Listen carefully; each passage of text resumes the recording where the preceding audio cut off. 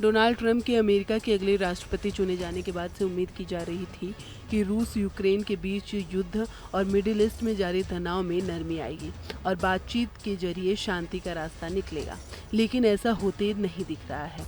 Israel का Hamas और Hezbollah से जहां जंग अपने चरम पर है, वहीं ईरान के साथ ही टेंशन में बढ़ोतरी देखी जा रही है। इजराइल, ईरान और यूक्रेन के कारण पहले से ही परेशान अमेरिका की मुश्किलें रूस ने भी बढ़ा दी है। रूस ने अमेरिका के खिलाफ एक और मोर्चा खोल दिया है। रूस ने ईरान और नॉर्थ कोरिया के साथ रणनीतिक साझेदारी करके अमेरिका को टेंशन में डाल दिया है।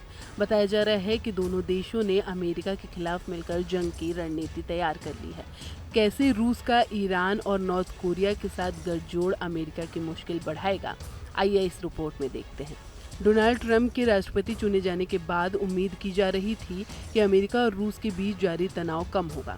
इसकी उम्मीद उस वक्त और बढ़ गई जब वाशिंगटन पोस्ट और रॉयटर्स के हवाले से खबर आई कि रूसी राष्ट्रपति व्लादिमीर पुतिन ने फोन कर डोनाल्ड ट्रंप को बधाई दी है। लेकिन क्रेमलिन ने दोनों नेताओं की फोन पर बातचीत को कोरी कल्पना करार दी है। क्रेमलिन ने अमेरिकी राष्ट्रपति डोनाल्ड ट्रंप और रूसी राष्ट्रपति व्लादिमीर पुतिन के बीच कथित टेलीफोन बातचीत के बारे में चल रही खबरों को सिरे से खारिज कर दिया है। क्रेमलिन ने बयान जारी कर कहा कि पुतिन ट्रंप की फोन पर बातचीत की रिपोर्ट झूठी है। दोनों नेताओं के बीच फोन पर कोई बात नहीं हुई है और फिलहाल राष्ट्रपति पुतिन की ट्रंप से बात करने की कोई विशेष योजना भी नहीं है। दरअसल यूक्रेन जंग में अमेरिका और नाटो देशों के दखल से रूस गुस्से में है। इस युद्ध ने रूसी राष्ट्रपति पुतिन को दुनिया भर में अमेरिका के दुश्मन देशों को एकजुट करने का मौका दिया है।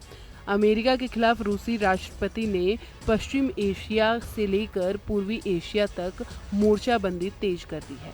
राष्ट्रपति पुतिन के इस एक्शन से अमेरिका की मुश्किल बढ़ती दिख रही है। रूस ने नॉर्थ कोरिया के साथ रणनीतिक साझेदारी संधि के कानून पर फाइनल दस्तखत कर दिए हैं। जून 2024 में पुतिन और तानाशाह किम जोंग ने इस संधि पर दस्तखत किए थे, जिसके बाद 15 अक्टूबर को प्रस्ताव को पुतिन ने रूसी ड्यूमा में भेज दिया था, जिस पर मुहर भी लग गई है। रूस और नॉर्थ कोरिया में हुई इस संधि के मुताबिक दोनों देश रीजनल और वैश्विक सुरक्षा के लिए काम करेंगे। साइंस और टेक्नोलॉजी, सूचना और संचार तकनीक का आदान प्रदान करेंगे। निवेश को भी बढ़ावा दिया जाएगा। पुतिन और किम जोंग उन के बीच हुए इस समझौते से अमेरिका की नींद उड़ गई है, क्योंकि अब वैश्विक सुरक्षा के जरिए रूस और नॉर्थ कोरिया एक दूसरे को हथियार और सैन्य ताकत मुहैया करा सकेंगे। हालांकि रूस ने दावा किया है कि ये संधि तीसरे देश के विरुद्ध नहीं है, लेकिन जिस तरह नॉर्थ कोरिया ने रूस से यूक्रेन के खिलाफ जंग में अपने सैनिक भेजे हैं, उससे अमेरिका और नाटो में टेंशन बढ़ी है। अमेरिका का दावा है कि नॉर्थ कोरिया ने अपने 10,000 सैनिक यूक्रेन जंग में भेजे हैं और बताया जा रहा है कि उत्तर कोरियाई सैनिक को हर महीने करीब 2,000 अमेरिकी डॉलर दिए जा रहे हैं। हालांकि रूस और नॉर्थ कोरिया ने सैनिकों के ट्रेनिंग की बात कही है, क्योंकि जानकार बताते हैं कि नॉर्थ कोरिया के सैनिक मिसाइल दागने में माहिर हैं, लेकिन ड्रोन और रोबोटिक हथियार चलाने में फिसड्डी हैं। ऐसे में रूस उन्हें भी सारी ट्रेनिंग देगा ताकि वो अमेरिका के एडवांस हमलों का मुकाबला कर सके। अमेरिका इसलिए भी चिंता में है क्योंकि रूस से नॉर्थ कोरिया की तरह ईरान के साथ ही संधि का प्रस्ताव किया है। ब्रिक्स सम्मेलन के दौरान पुतिन और ईरानी राष्ट्रपति पजेकिशियान से मुलाकात हुई थी और रणनीतिक संबंधों को मजबूत करने पर भी बात हुई थी। ईरान ने यूक्रेन में भारी तादाद में शाहेर ड्रोन और मिसाइल के खेप रूस को भेजी है, जिससे रूस ने यूक्रेन में भारी तबाही मचाई है और अब भी ताबड़तोड़ हमले कर रहा है। अब क्योंकि ईरान और इजराइल में भी जंग की आहट है, तो माना जा रहा है कि रूस उसकी मदद कर रहा है। रूस और ईरान में हथियार की डील भी हुई है। जहां रूस ईरान को घातक Su-35 फाइटर जेट दे रहा है, तो वहीं S-400 डिफेंस सिस्टम देने को भी राजी हो गया है। वहीं रूस ने सैटेलाइट भेजकर उसे अंतरिक्ष में भी सहयोग कर रहा है। जानकारों का मानना है कि अमेरिका के खिलाफ बनी रूस, ईरान और नॉर्थ कोरिया की तिकड़ी सबसे ज़्यादा खतरनाक है, क्योंकि नॉर्थ कोरिया और रूस के पास पहले से परमाणु बम और ईरान किसी भी वक्त परमाणु बम बना सकते हैं।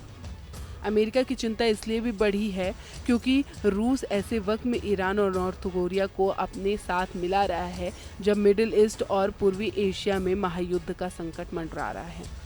इजराइल और ईरान भिड़े हैं तो किम जोंग भी साउथ कोरिया को धमका रहा है।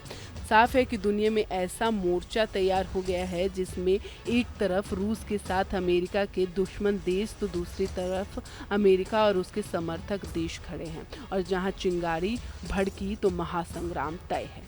यानी घरेलू ही नहीं अंतर्राष्ट्रीय मोर्चे पर भी चुनौतियां डोनाल्ड ट्रंप का इंतजार कर रही हैं। ऐसे में 20 जनवरी को डोनाल्ड ट्रंप जब आधिकारिक रूप से अमेरिकी राष्ट्रपति का पदभार संभालते हैं तो उनकी राहें आसान नहीं होती दिखाई दे रही हैं। फिलहाल इस वीडियो में मेरे यानी नगमा इरम के साथ इतना ही। बाकी देश और दुनिया की तमाम खबरों से अपडेट रहने के लिए न्यूज़ स्टेट को सब्सक्राइब कर लें और वीडियो पसंद आई हो तो वीडियो को लाइक कर दें।